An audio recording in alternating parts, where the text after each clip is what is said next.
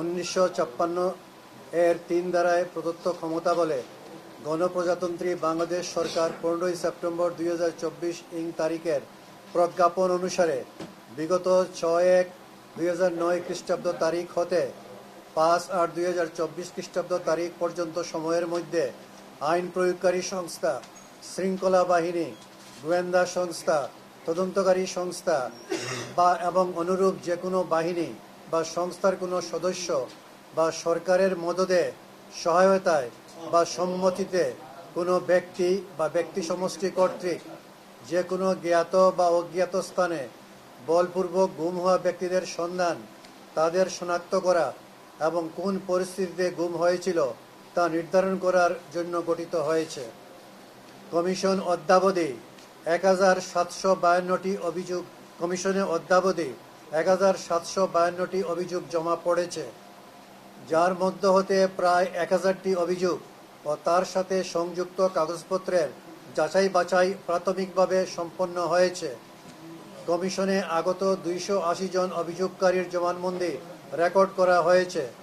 এছাড়াও প্রায় 45 জন আইন শৃঙ্খলা রক্ষাকারী বাহিনী ও গোয়েন্দা সংস্থার বিভিন্ন পর্যায়ের কর্মকর্তাদের বক্তব্য রেকর্ড করা হয়েছে। আবার গুমের শিকার হয়ে ফিরে না আসা 330 জন ব্যক্তির বর্তমান অবস্থা বা ভাগ্য সম্পর্কে অনুসন্ধান চলমান আছে। বাংলাদেশের সীমান্তবর্তী জেলার পুলিশ সুপার ও বিজিবির সেক্টর কমান্ডারদের কাছ থেকে 5ই আগস্ট 2024 খ্রিস্টাব্দের পর ভারত হতে বাংলাদেশে পুশ ইন করা ব্যক্তিদের তথ্য চাওয়া হলে বাংলাদেশ পুলিশের পক্ষ থেকে 140 জনের তথ্য পাওয়া গেছে। এই তথ্যের প্রাথমিক অনুসন্ধান শেষে কোনো গুমের শিকার ব্যক্তির নাম এখনো পাওয়া যায়নি। পুলিশ এবং বিজিবির পক্ষ থেকে পূর্ণাঙ্গ তথ্য প্রাপ্তির সাপেক্ষে অনুসন্ধান চলমান রয়েছে। তবে বিগত 22/12/2024 তারিখে ঢাকার ধামরাইয়ের মোহাম্মদ রহমতুল্লাহ নামক গুমের শিকার ব্যক্তিকে চাঁপাইনবাবগঞ্জের গোমস্তাপুর বর্ডার দিয়ে পুশ ইন করা হয়েছে মর্মে আমরা অবগত আছি এবং এ বিষয়ে কমিশনের অনুসন্ধান চলমান আছে। এছাড়াও ভারতের বিভিন্ন কারাগারে বন্দী থাকা বাংলাদেশি নাগরিকদের তালিকা চাওয়া হয়েছিল। পররাষ্ট্র মন্ত্রণালয়ের মাধ্যমে ভারতের বিভিন্ন কারাগারে গত 2-2.5 বৎসরে আটক 1067 জন বাংলাদেশির নাম ঠিকানা সহ একটি তালিকা পাওয়া গেছে। আরও তথ্য পাওয়া গেলে কমিশনে প্রেরণ করা হবে মর্মে লিখিতভাবে উল্লেখ করা হয়েছে। প্রাপ্ত তালিকায় গুমের শিকার কোনো ব্যক্তির নাম আছে কিনা তার অনুসন্ধান চলমান। এতদ্ব্যতীত কমিশন অফ ইনকোয়ারি অ্যাক্টের ধারা 10(a)(1) ও 2 অনুযায়ী কমিশনে দাখিলকৃত গুম সংক্রান্ত অভিযোগসমূহের মধ্য হতে মোট 74টি অভিযোগ তদন্ত নিষ্পত্তির জন্য বাংলাদেশ পুলিশের মহাপরিদর্শক বরাবরে প্রেরণ করা হয়েছে। ইতোমধ্যে বাংলাদেশ পুলিশের মহাপরিদর্শক, ডিজিএফআইর মহাপরিচালক এবং পাসপোর্ট অধিদপ্তরের মহাপরিচালক সহ আইন শৃঙ্খলা রক্ষাকারী বাহিনীসমূহের গুরুত্বপূর্ণ ব্যক্তিদের সাক্ষাৎকার গ্রহণ করা হয়েছে এবং হচ্ছে।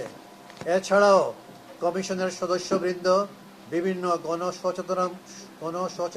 সচেতনতামূলক কর্মশালায় অংশগ্রহণ করে আইন শৃঙ্খলা রক্ষাকারী বাহিনী, সরকারি ঊর্ধ্বতন কর্মকর্তা, ভিকটিম পরিবার সহ অংশীজনদের গুম সংক্রান্ত অপরাধ ও এর দায় সংক্রান্ত বিষয়ে অবহিত করেছেন। এছাড়া ঢাকা, বগুড়া, নারায়ণগঞ্জ, রাজশাহী, চট্টগ্রাম সহ বিভিন্ন জেলায় ডিজিএফআই, সিটিটিসি ও র্যাবের নিয়ন্ত্রণাধীন বেশ কিছু গোপন বন্দিশালার সন্ধান পাওয়া মাত্রই তা অত্র কমিশন পরিদর্শন করে অপরিবর্তিত রাখার নির্দেশনা প্রদান করেন। যেমন কমিশন গঠনের কয়েক সপ্তাহের মধ্যেই ডিজিএফআইর জিআইসি আয়নাগর এবং র্যাব হেডকোয়ার্টার্সের টিএফআই পরিদর্শন করে আলামত ধ্বংসের প্রক্রিয়া দ্রুততার সাথে বন্ধ করতে নির্দেশ দেওয়া হয়।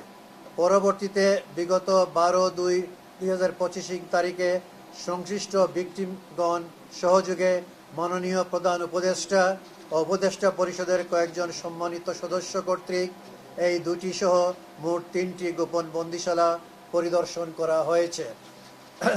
গুম সংক্রান্ত কমিশন অফ ইনকোয়ারি বিভিন্ন আইন শৃঙ্খলা বাহিনী ও গোয়েন্দা সংস্থার যে সকল সদস্যদের বিরুদ্ধে বাংলাদেশের নাগরিকদের গুম করার অভিযোগ আছে তাদের সংশ্লিষ্টতা নিয়ে অনুসন্ধান করছে। কেউ কেউ আশঙ্কা করছেন যে গুমের সাথে জড়িত কতিপয় ব্যক্তির জন্য পুরো বাহিনী আতঙ্কগ্রস্ত বা প্যানিক স্ট্রিকেন হয়ে যাচ্ছে, কিন্তু এ প্রসঙ্গে উল্লেখ্য যে আইন শৃঙ্খলা রক্ষাকারী বাহিনী ও গোয়েন্দা সংস্থার যে সকল সদস্যরা গুমের সাথে জড়িত তা তাদের ব্যক্তিগত ফৌজদারি দায়, পার্সোনাল ক্রিমিনাল লায়াবিলিটি যাকে বলে। কারণ অপরাধীরা অনেক সময় আইনের হাত থেকে বাঁচতে তার ধর্ম, কমিউনিটি, সামাজিক গ্রুপ ইত্যাদির আড়ালে লুকাতে চেষ্টা করে। এই প্রবণতাকে বলা হয় আইডেন্টিটি বেসড ডিফেন্স বা কমিউনিটি বা কমিউনাল শিল্ডিং। কিন্তু বিচার কখনো ব্যক্তির পরিচয় দিয়ে হয় না, তা হয় সাক্ষ্য প্রমাণের ভিত্তিতে।